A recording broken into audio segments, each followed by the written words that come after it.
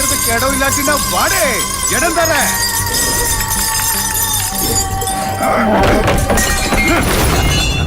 வாடி வா என் ராசாத்தி கண்ணு அழகு மைதிலியே. சேரியில் வாழ வேண்டிய உனக்கெல்லாம் இந்த மாதிரி ரோஷம் இருந்தா அந்த பத்ரன் தம்புரானுக்கு எவ்வளவு ரோஷம் இருக்கும்? 48 மணி நேரம் டைம் தர. அதுவும் பிச்சை, தம்புரான் போட்ட பிச்சை. அதுக்குள்ள நீயும் ஆத்தாவும் இந்த இடத்துல இருந்து போகணும். புரியுதா? அம்மா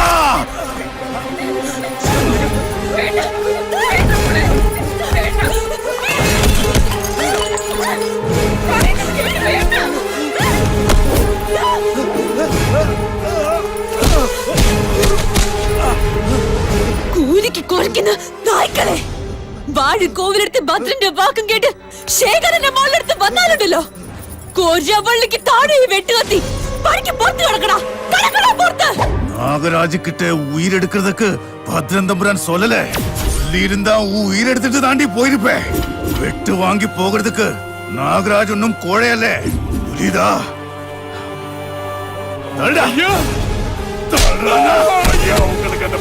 வாங்கடா.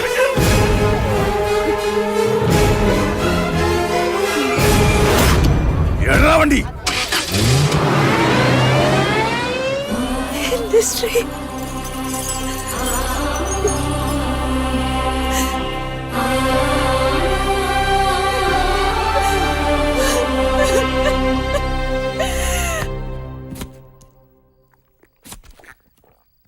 കേസിലിരിക്കുന്ന വസ്തുവായിട്ടും നമ്മൾ ആവശ്യപ്പെട്ട തുക ഈ മേശപ്പുറത്ത് കൊണ്ടുവന്ന് വെച്ചിട്ടുണ്ടെങ്കിൽ അത് തങ്കവേലു ചെട്ടിയാർ നമ്മുടെയൊക്കെ വാക്ക് വിശ്വസിച്ചിട്ടാ. അത് ഭദ്രൻ തമ്പുരാൻ മറക്കരുത്. വാക്ക് തെറ്റിയാ ചെട്ടിയാരെ അറിയാലോ.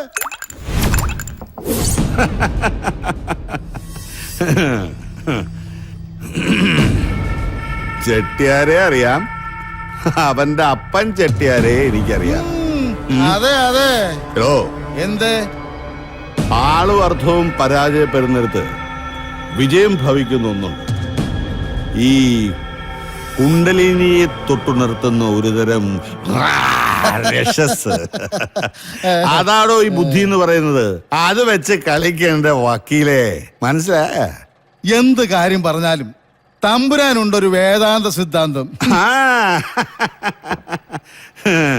എടോ വക്കീലേ, ഇനി ഞാൻ ഒരു കഥ പറയാം. പറ. ടിപ്പുവിന്റെ പടയോട്ടവും മാപ്പിള ലഹളയും അതിജീവിച്ച ഒരു തറവാട് വള്ളുവനാട്ടിലുണ്ടായിരുന്നു. വാഴും കോവിലിടം.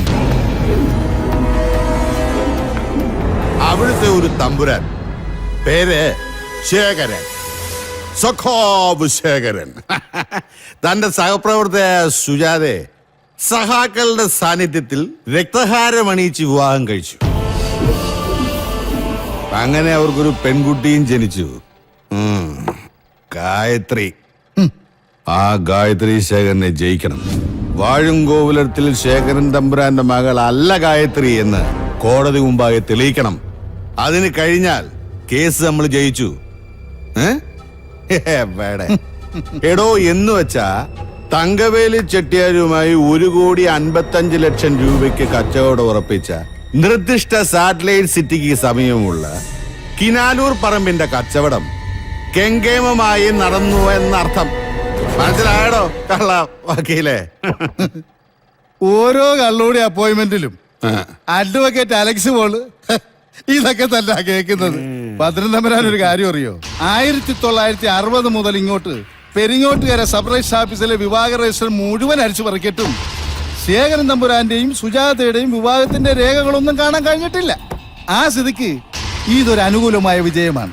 പക്ഷേ അങ്ങനെ ഒരു രേഖ ഉണ്ടാവാൻ പാടില്ല. ഗായത്രി ശേഖരന് കേസ് ജയിക്കാൻ ആ രേഖകൾ വേണം. ഭദ്രൻ തമ്പുരാന് കേസ് ജയിക്കാൻ രേഖകൾ നഷ്ടപ്പെടണം. അങ്ങനെ ഒരു രേഖ ഈ ഭൂമിയിൽ എവിടെ ഉണ്ടെങ്കിലും അത് ഈ ഭദ്രൻ നശിപ്പിച്ചിരിക്കും.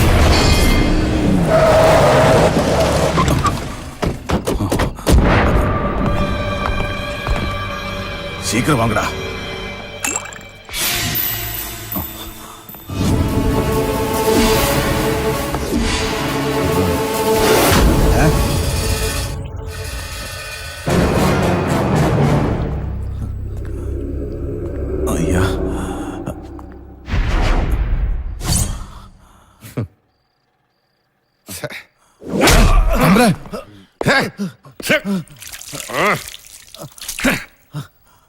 മതം പൊട്ടിയാനയുടെ ചെകിട്ടത്തടിച്ച ഗജമുത്ത് കിട്ടുമെന്നൊരു ചൊല്ലുണ്ട്. ഇങ്ങനെ ഒന്ന് നീ അവൾക്ക് കൊടുത്തിട്ട് വന്നിരുന്നെങ്കിൽ നിനക്ക് ഞാൻ സമ്മാനിച്ചേനെ ഒരു വീരശൃംഖല. ഒരു പൊട്ടിത്തെറി, അതാണ് ജീവിതം. ഞാൻ പറയുന്നത് ഗായത്രിക്ക് മനസ്സിലാവുന്നുണ്ടോ? അതേതെങ്കിലും ഒരു അവസ്ഥയിൽ മനുഷ്യ മനസ്സിനെ മതിച്ചുകൊണ്ടിരിക്കും. സ്ത്രീയായി ജനിച്ചാൽ യാതനകൾ തരണം ചെയ്യണം, എങ്കിലേ അവൾ പൂർണ്ണതയിലാവൂ. യാതനകൾ അതിന്റെ കൂടെപ്പിറപ്പാണ് ചേച്ചി. എനിക്ക് അവകാശപ്പെട്ടത് നിഷേധിക്കപ്പെടുന്ന അവസ്ഥ അത് ഈ കേസിൽ ഉണ്ടാകാൻ പാടില്ല. ഗായത്രി ധൈര്യമായിട്ടിരിക്കെ. കേസിന്റെ ആദ്യഘട്ടമല്ലേ ആയിട്ടുള്ളൂ. ഇനി അങ്ങോട്ട് സാക്ഷിമൊഴികൾ മാത്രം പോരാ. കോടതിക്ക് സ്ഥാപിതമായ സത്യമാണ് ഏറ്റവും വലിയ സാക്ഷി. അതുണ്ടാക്കിയെടുക്കുകയാണ് ഓരോ കക്ഷിയുടെയും ഏറ്റവും വലിയ വിജയം. ജയിക്കാൻ സത്യം സ്ഥാപിച്ചെടുക്കുക തന്നെ വേണം. നമ്മൾ അതിന് തയ്യാറാവണം. എന്റെ കുട്ടി, ഇത് കയ്യിൽ തന്നെ ഇരിക്കട്ടെ. കേസ് ജയിച്ചു കഴിയുമ്പോ ഈ ചേച്ചി കണക്ക് പറഞ്ഞ് കാശ് വാങ്ങിച്ചോളാം, പോരെ?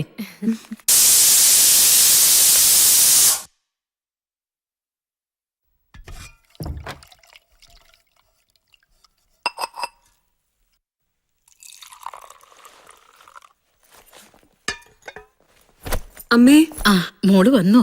അമ്മേ, നാളെ രാവിലെ എനിക്ക് ഡിഫൻസ് സെക്യൂരിറ്റി കോറിന്റെ ഓഫീസിൽ പോണം. അവിടുത്തെ ഓഫീസറും എന്റെ കമ്പ്യൂട്ടർ സെന്ററിലെ പ്രിൻസിപ്പളും അടുത്ത പരിചയക്കാരാ.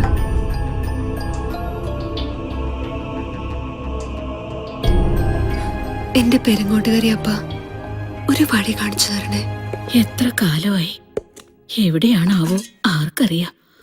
കാത്തിരിക്കുന്നവരുടെ മനസ്സ് എന്തുമാത്രം വേദനിക്കുന്നുണ്ടെന്ന് പോയവരും ഒന്ന് അറിഞ്ഞിരുന്നെങ്കിൽ. അതിന് അങ്ങനെ ഒരു അവസ്ഥയിലല്ലെങ്കിലോ അമ്മേ, മനസ്സുകൊണ്ട് പോലും എന്റെ ശ്രീകുട്ടനെ അമ്മ വേദനിപ്പിക്കരുത്. വരും, വരാതിരിക്കില്ല. ഈ ലോകത്തിന്റെ ഏത് മൂലയിലാണെങ്കിലും ഞാൻ വിശ്വസിക്കുന്ന ദൈവം കൊണ്ടുവരും.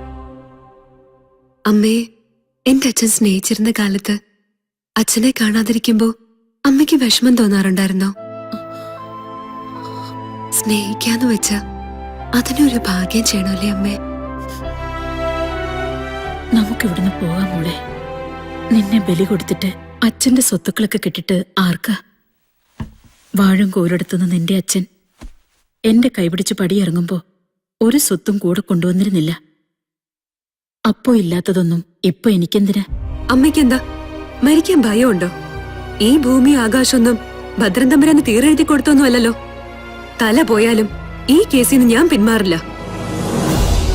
അങ്ങനെയൊന്നും പെട്ടെന്ന് മരിക്കാനുള്ളവരല്ല നമ്മൾ. എന്റെ അമ്മ ഇങ്ങനൊരു തൊട്ടാവാടിയായിട്ടാ. ഇല്ലെങ്കിൽ വാഴിൻകോവിലെടുത്ത താക്കോൽ കൂട്ടം അമ്മയുടെ അരയെ കണ്ടേനെ.